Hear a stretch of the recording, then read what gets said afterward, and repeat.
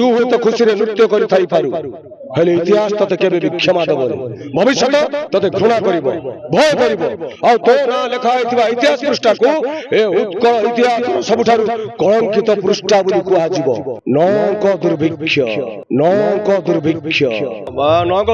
गोटे आपन को एटा देखंतु एटा गोटे सत्य घटना पर आधारित अन्य नाटक ठारू ए नाटक निश्चय भिन्न रहिबो एइति पई 1866 मसिहार नौक दुर्भिक्ष समय कोन हेइथिला आमे खाली सुनिचे जानिचे मध्य किंतु या धरे किसी नाट्य रूपांतर अच्छी देखा मिल से निश्चय आपन को मन पकईदेव आम जानी ना देखी ना निश्चय आम गोटे दृश्यपट हम आम मन पकईबा आम उत्कल राज्यर नौक दुर्भिक्ष समय कौन असुविधा होता कौन घटना घटी ये गोटे सत्य घटना आप देखा भल लगे ब्रिटिश मानकर शासन रे लोक माने शासित होतले एतबले नौक दुर्भिक्ष समय हाँ से देखा निश्चय देखा भोक उपास कौन घटना घटुला भोक पानी कौ भाई जर्जरित होते लोक मैंने एवं इंग्रेज शासन जो माने तांकर जो कठारघात केमिति उत्कल सही से प्रतिच्छवि गोटे अच्छी हाँ सत्य घटना पर नहीं से घटना कौन रेभेन्सा से कौन करूला तार किसी प्रतिच्छवि रही है भितर हाँ हिस्टोरिकल जिन को नहीं कलेक्शन कराई दीपक जेना निश्चय कलेक्शन कर से जिन गुड़ा आप देखा पाइबे तो देखिले जानिबे सर मुख्य कथा होची आगो खंडगिरी महासमर मन सब केते प्रस्तुत एवं खंडगिरी रे केबडी भाबे परफॉर्मेंस हो ताकु नि केते आशावादी अछंती देखंतु मु आपन कहबी इंद्र भुवन जो नाटक परिवेषण करिवो इंद्र भुवन दीर्घ 2-3 वर्ष पर मध्ये एठी जाईची भलो नाटक नेकी मध्ये जाउची आपन देखिबे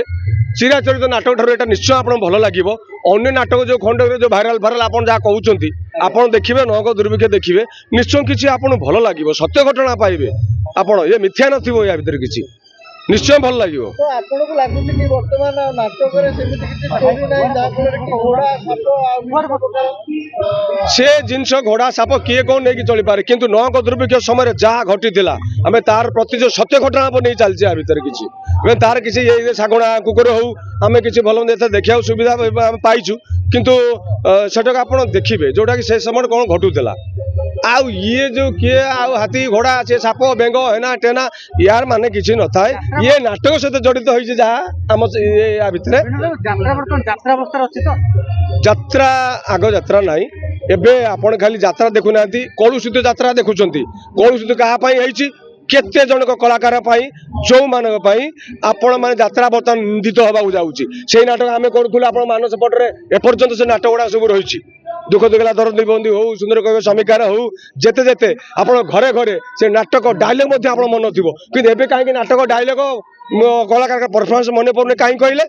ये किसी किसी लोक धरिकी इंस्टाग्राम धरिकी क्या चेयर फोपाड़े क्या चपल फोपाड़े क्या ये सब गोटे ग्रुप नहीं चली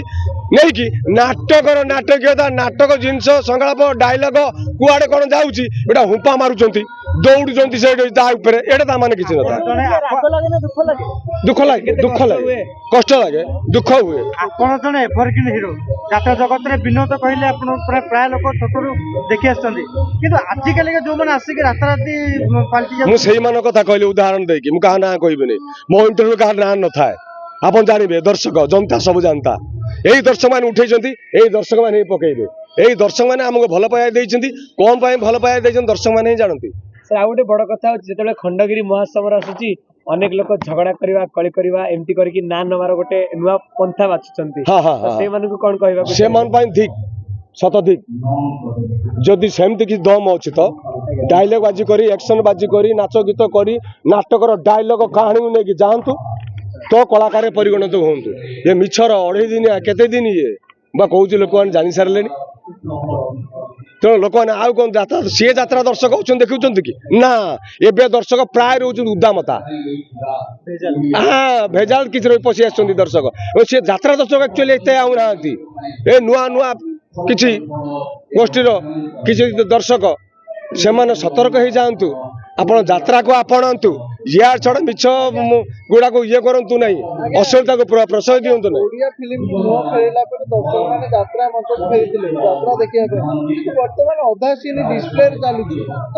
मुझे कथा आप कहली बुझी पारे यात्रा कौटी आसी पहुँचला बोली से यात्रा मुह फेर